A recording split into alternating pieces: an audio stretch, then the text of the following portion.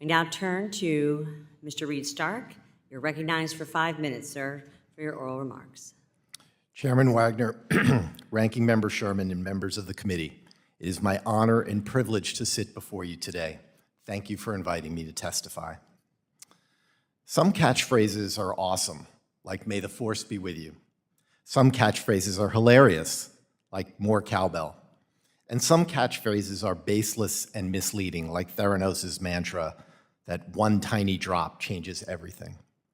The catchphrase of SEC regulation by enforcement, which I predict you will hear over and over again today, falls squarely into that last category, just plain false. Today, I want to focus my remarks specifically on the digital asset industry. I do this both because crypto promoters represent the most important recent example of industry players accusing the SEC of unfairly policing the markets, and also because in all my years, I've never witnessed such a well-funded, coordinated, and unfounded assault on the SEC and its mission. Along these lines, the digital asset industry claims that by failing to provide fair notice of SEC rules to the cryptoverse, the SEC consistently violates due process rights of legitimate crypto financiers, and that the SEC is a rogue regulatory outlaw engaged in a self-serving, politically motivated power grab, stifling innovation, and impeding investor empowerment. Remarkably, even after the debacles of FTX, BlockFi, Celsius, Terraform, Voyager, and so many other crypto failures, the digital asset industry continues to repeat these talking points in the vain hope that the more they say it, the more people will believe it. But what the digital asset industry calls SEC regulation by enforcement, the rest of us simply call enforcing the law. Since 1934, the SEC Enforcement Division has addressed emerging issues with common sense and flexibility, and without the benefit or hindrance of detailed prescriptions, including for policing foreign bribery payments, municipal securities fraud, derivative scam, unlawful insider trading, fictional prime bank instruments, subprime grifts, eel farms, ostrich farms, orange groves. The list goes on and on. So-called digital asset investors are betting on the efforts of the promoters and originators of these digital assets. That triggers the 33 Act. So-called digital asset firms have co-opted the nomenclature of the securities industry, calling themselves exchanges and brokers and market makers, creating a counterfeit veneer of investment-related assurances, integrity, expertise, and regulatory supervision. That triggers the 34 Act. The SEC Enforcement Division has had no choice but to act in the face of this conduct. Without the SEC's vigorous enforcement, these digital financial behemoths will continue to operate in the shadows with no transparency, no consumer protections, and no accountability. The bottom line is this: the sole federal regulator charged by Congress to determine what is a security and enforce rules meant to protect investors has determined through successive commissions led by Republican and Democratic chairs that nearly all crypto offerings are securities, and the courts have agreed with the SEC's analysis time and time again. Meanwhile, the promoters of digital assets claim to be champions of a digitally transformative technological revolution that is the future of finance and the future of money. Yet in an oddly hypocritical twist, when the SEC comes knocking, they argue in court papers that selling digital assets is just like selling baseball cards, American Girl dolls, or Beanie Babies. Digital assets typically have no cash flow, no yield, no employees, no management, no balance sheet, no product, no service, no history of operations, no earnings reports, no proven track record of adoption or reliance, and that list goes on too. How can any financial analyst, let alone any everyday investor, conduct a proper valuation amid such a boundless data vacuum? This is the real reason why it's difficult for the issuers and intermediaries of these digital assets to register. They would be forced to answer tough questions about why investors should invest in those securities and forced to allow the SEC to examine, inspect, and audit their books, records, and operations. Don't get me wrong, the SEC is far from perfect. There are SEC cases and SEC rules that I believe are unfair, and I agree that SEC respondents should have a right of removal from SEC administrative courts. But on balance, the SEC is a remarkably successful regulatory agency, and by enforcing its effective, proven, and evolving U.S. securities law framework, be it in the cryptoverse or elsewhere, the SEC has not gone rogue, but is simply just doing its job. Of course, digital asset advocates may not like the outcome of SEC enforcement policing, but that doesn't amount to an absence of due process and fair notice. It just means that the asset industry needs to get its act together and adapt to the laws that apply to it, not the other way around. Thank you. The crypto industry has all the money. They make money by literally making money, and they spend hundreds of millions of dollars trying to influence Congress. Those who are in favor of effective tax enforcement do not have a PAC, and the people who enforce our sanctions laws do not have a lobbyist. The crypto industry is very clear. They regard the United States government as a criminal enterprise, and they promise that they will do whatever, using a very effective tool to defeat efforts to enforce our tax laws and our sanction laws. They say that the role of the U.S. dollar, which benefits America tremendously in terms of economic and national security power, is illegitimate, that the U.S. dollar does not deserve this role, and that they wish to partially displace this. And then they've come up with a mixer technology. Mr. Stark, other than mixing up law enforcement, is there any legitimate purpose for a mixer? No. I would point out that for hundreds of years, we have outlawed burglary tools. Burglars would dream of burglaries as successful as we've seen in the crypto world. We are told, on the one hand, that enforcement takes too long and lags, and then we're told that that we ignore due process. You can't have due process and speed usually at the same time. But I look forward to working with my Republican colleagues on legislation to perhaps skip some of the enforcement processes to make it a faster approach. Mr. Stark, are we over-deterring beneficial actions in our capital markets? I don't think so, Congressman. Taking crypto, for example, if the SEC weren't out there deterring crypto and bringing all of these cases, by the way, most of which, in fact, I would argue all of which they've won, if the SEC weren't out there, investors would just lose more and more money, and there would be tremendous systemic risk to U.S. capital markets. Remember, for these crypto companies, there's no regulation whatsoever, no audits, no examinations, no net capital requirements, nothing. I would point out that whether the SEC wins or loses means how the courts apply a Howey case from the 1940s dealing with oranges. That is a peculiar way to determine how much we should regulate crypto. I applaud the SEC and their legal team in gaining jurisdiction by applying that case.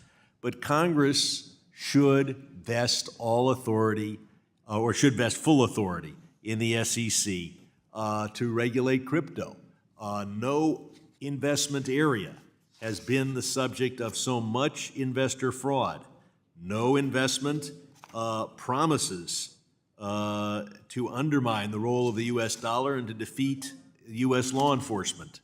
And yet, Congress sits back and lets the courts decide whether the SEC has jurisdiction by counting oranges in an orange grove in a 1940s orange grove that I'm sure is a suburban subdivision now. So I would just say that the SEC certainly has not gone rogue. We need definitive standards, and those standards need to be tough enough to deal with those who would cheat investors, and I yield back. Mr. Stark, this month, in a significant win for the SEC, a U.S. District Court judge ruled that the agency could proceed in its case against Coinbase. The agency had previously alleged Coinbase of illegally operating as an unregistered securities exchange, broker, and clearing agency. The court held that because some of the tokens traded on the Coinbase platform met the definition of investment contracts. the SEC can move forward with this case. So in an 84-page opinion, the judge asserted that, and I quote, the crypto nomenclature may be of recent vintage, but the challenged transactions fall comfortably within the framework that courts have used to identify securities for nearly 80 years, quote unquote. Now, what are your thoughts on this opinion? Do you agree that the SEC has clear legal authority to regulate cryptocurrencies as securities and crypto platforms as securities exchanges and brokers? And finally, how is the SOC exercising its authority? I just heard that they should stay within their boundaries. Would you share your thoughts? I agree they should stay within their boundaries, and this is precisely within their boundaries, Congresswoman. I looked at the Coinbase decision, the motion to dismiss, and what's so remarkable about all of these crypto-related decisions is these judges have taken extensive time to explain what's pretty obvious to most securities lawyers, probably to all securities lawyers, that when it comes to these crypto assets, however you shape them, they're obviously securities. The 33 Act was created after the 29 crash, and it was set up to say, look, if you're selling securities, selling investments to people, you're going to have to register. And then the 34 Act said, look, if you're an intermediary and you're transacting for people in securities, then you have to register. And the 40 Act said, if you're advising about securities or you're bundling these securities, then you have to register. So these are not very complicated ideas. It's the ideas to protect individuals and protect market integrity.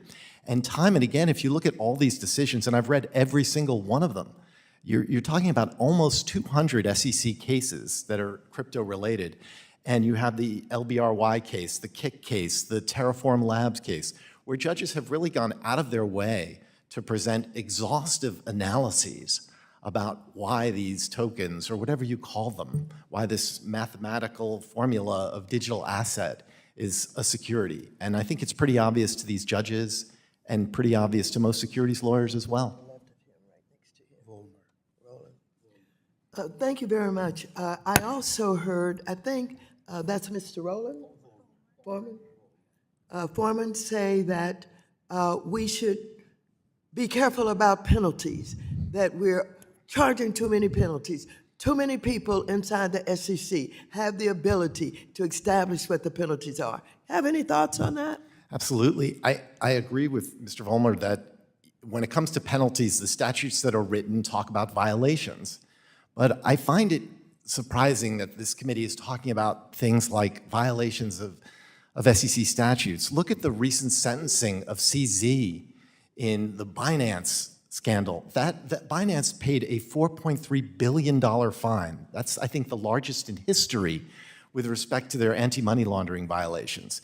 There's now a monitor at Binance with the most robust monitorship I've ever seen in my 35 years working in this industry. And what are these money laundering, what do they mean? Why do we have these? Because of all these dire externalities of things like crypto, ransomware, child pornography, human sex trafficking, and sanctions evasion, terrorist activities from rogue nations.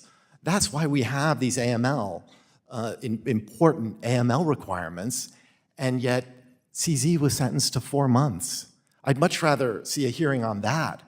Can't we do something to meet for someone like CZ to go to prison for a longer time than 4 months and come out with billions of dollars? This idea that, you know, better to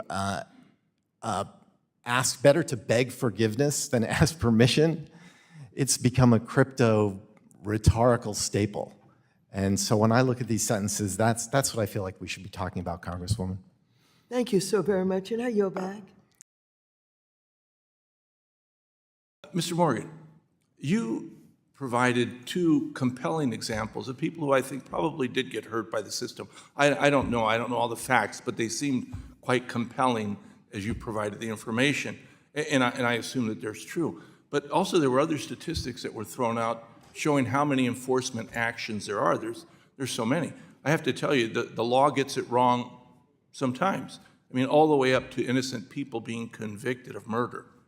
And us finding out later with better evidence, scientific evidence, finding out the person was innocent and he or she's been held in prison for a long time. So of course we make mistakes. That happens. But you gave two compelling examples. But you also saw all the statistics that generally the SEC gets it right. Is that correct or is that not correct? Go ahead and answer that. Yeah, no, that's not actually correct. I think not. the statistics you're referring to refer to settled cases, which the SEC puts in the win column. Having represented a number of people who felt that the choice between settling or litigating was a Hobson's choice, that they could not afford to litigate, results in a quote-unquote win when they settle. And I think that the cost of confronting the SEC is exorbitant for ordinary people. And so what ends up happening is you get a huge win rate because the SEC threatens financial and professional ruin. Yeah, and in fact, you said that's one of the reasons you set up your firm. I think it's a noble thing, and again, that's why I think this is eminent and reasonable. Mr. Stark, would you disagree with the amount of cases that it gets wrong?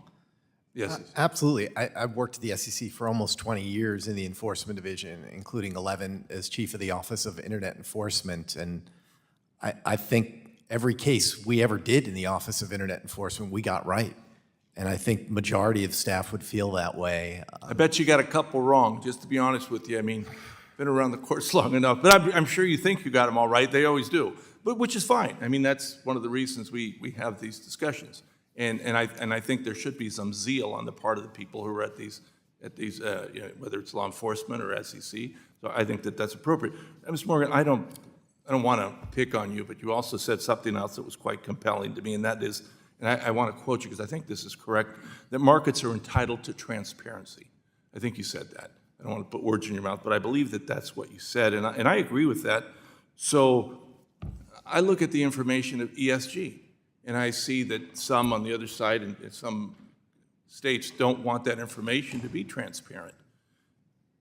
You also said there should be, others said that there should be, you know, I think you did actually, there should be uniform policy and not a case-by-case basis enforcement. It seems like that's what the SEC is trying to do with its climate rule, is it not? Mr. Morgan, I'll let you answer. I do prefer rulemaking in this context to piecemeal litigation over the issue. There's no question. That doesn't mean that a particular rule is the right way to go. The benefit of rulemaking is we can all look at the proposed rule, we can criticize it, we can comment on it. Unfortunately, with regard to that specific rule, the climate disclosure rule, the final rule changed substantially from the previous versions, and so the public was denied the opportunity to comment on Mr. that. Stark, would you agree with that? Yeah, I think that, you know, when you're looking at rules and the SEC, for example, in materiality. And I'll only give you about 20 seconds because I'm going to cut you off. Okay.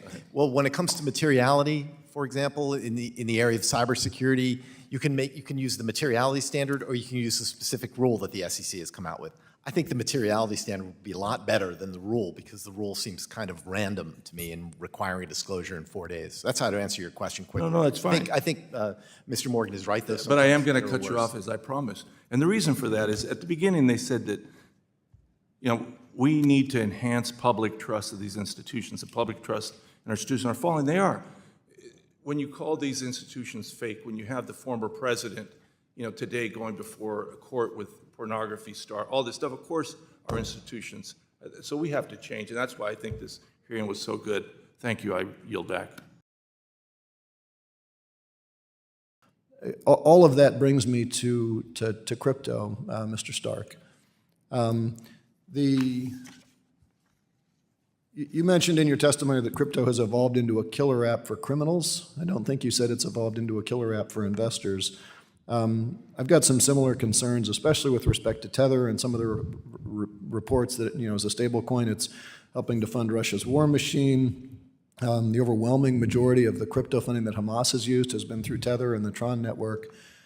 I wonder if you'd comment on how you would suggest we address Tether, and then specifically how we should think about anti-money laundering provisions and mixers in any stablecoin legislation. I think you raise a great point about Tether, and you talk about it in the context of audits. You mentioned how important audits are when it comes to any sort of investment. And when you ask the question, would you ever invest in a company that was being audited by an auditor I'd never heard of, or wasn't, or was somehow not a great auditing firm, of course I wouldn't. And that's exponentially true for Tether. Tether claims to have some sort of audit, but it's essentially a satellite snapshot of a days of its events. What is so hard about auditing Tether that they can't, and this is a critical part of every single crypto investment.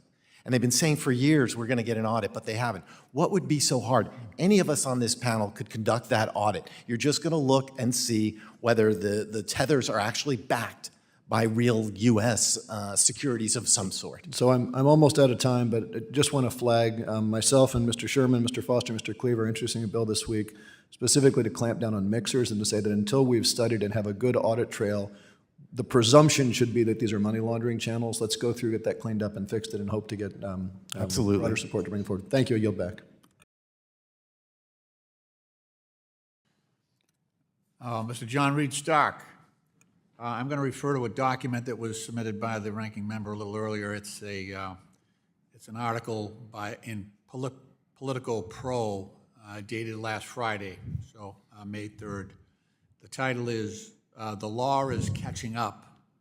Gensler's SEC Racks Up Legal Wins Against Crypto." So the article goes on to say that a string of legal victories by the Securities and Exchange Commission has jolted some of crypto's biggest players and shaken the industry as it strives for greater credibility in Washington. Judges have recently rebuked claims that the SEC lacks authority to police the market. Let's talk about the SEC authority. Explain or amplify the thinking behind the SEC's claim of jurisdiction in this case with respect to these securities. Thank you, Congressman. Tokenized securities, but securities nonetheless. Agreed. Never in the history of the SEC has there been such an incredible and extraordinary use of various channels of communication to tell the world that these tokens are securities. Let's go through them. There's all sorts of regulatory pronouncements. There are now dozens and dozens, even close to 200 cases, and you can Right. say some of those are settled. Yeah. But you know, I don't want to interrupt you, but each and every one of those decisions lays out a roadmap. When people say they want certainty, if I was counsel for any of these firms, I would go through those 200 cases and find out where the pitfalls are, where the landmines are, and I would avoid those. Please continue. Absolutely. I mean, it was Thurgood Marshall who stated in the case of Reeves, a Supreme Court case, that Congress painted with a broad brush. It recognized the virtually limitless scope of human ingenuity, especially in the creation of countless and variable schemes devised by those who seek the use of the money of others on the promise of profits. The securities laws were never written to cabin the scope. That was another expression that Justice Marshall used, and this case was long ago. I think that I find it amazing that attorneys will sit back in this situation and look at all these cases and still say, let's move forward with this. I can appreciate that Robinhood is a very different kind of entity than a lot of other entities, because Robinhood is a regulated entity and subjected to audit, examination, inspection. But when you're talking about the securities and you read these cases over and over again, and you listen to the SEC enforcement staff, and you listen during the Wells sessions, it seems as though the SEC has given everyone the clearest opportunity. And I think it was Chair Gensler who said, not liking the message is not the same as not receiving it. Right. It just seems that this whole argument is, you know, that crypto securities should have a whole different set of rules is absurd. I'm happy to see that judges in many different jurisdictions have come down similarly on this and have restated the Howey test and are holding fast to this idea that the SEC should in fact protect investors. Wouldn't it be, look, if let's just say we accepted their argument, the crypto argument, that crypto securities are different and it should have a whole different regime. They should be able to escape any prior legislation that addressed securities.